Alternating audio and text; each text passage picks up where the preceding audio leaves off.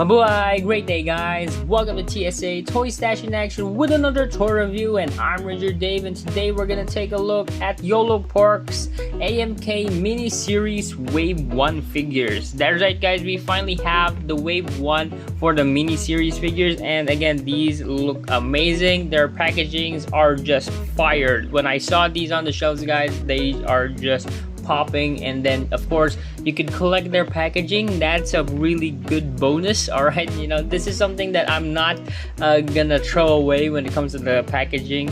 And then of course their price points are just beautiful for this line. So yeah, let's go ahead, guys, and take a look on each individual figure. Okay, so first off is Soundwave, guys, looking really awesome. So I hope you can see him. Look at that detail right there is awesome. This logo right here is painted, which is a really good bonus. And then of course you got the red eyes, looking really nice sculpt when it comes to these figures. Now these figures are very cheap, to be honest. All right, they're around what they call that 11 bucks.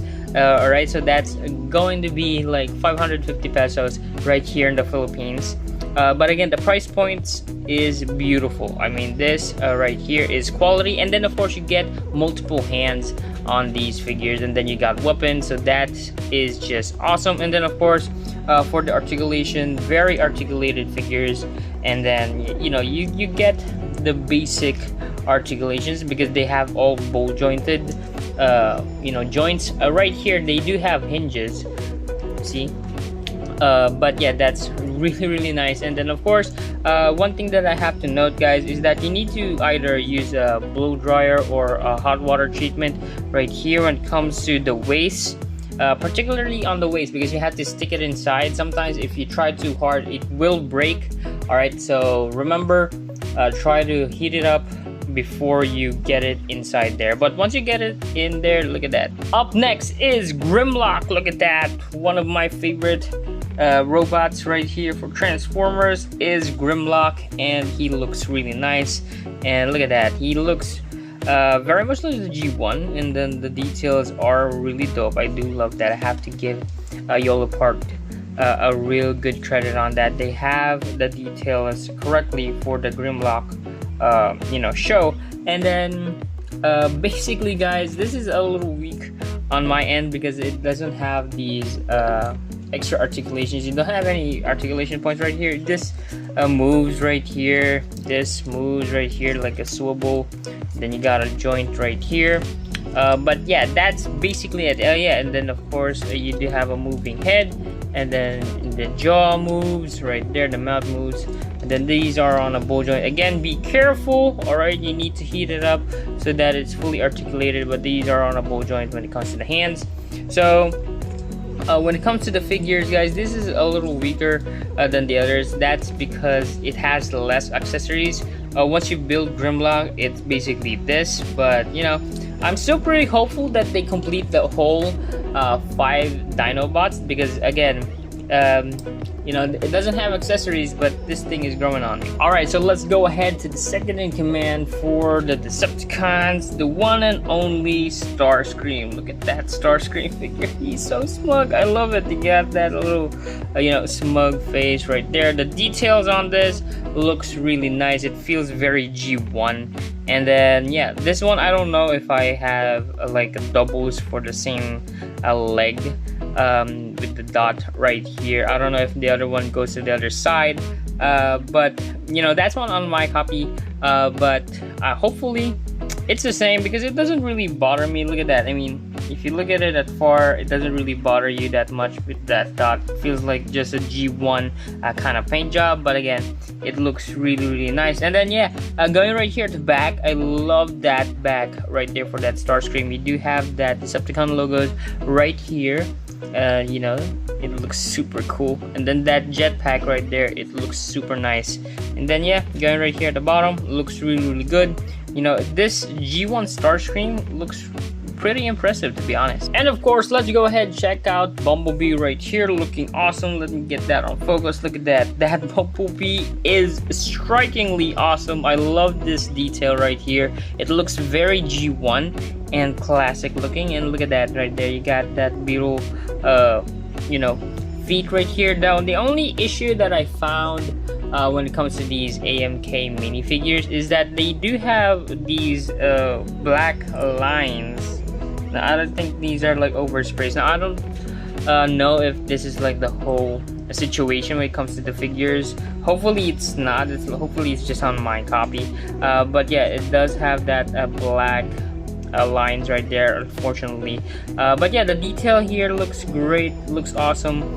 And then yeah, going right here the back, that is nice. You got that little wheel up there, and then yeah, it does come with a gun and then a few more, you know, hand expressions. But yeah, this Bumblebee is awesome. I love the look of it. Look at that, that is so cool. All right, so let's go ahead guys and check out Megatron, the big bad and the leader of the Decepticons. Look at that.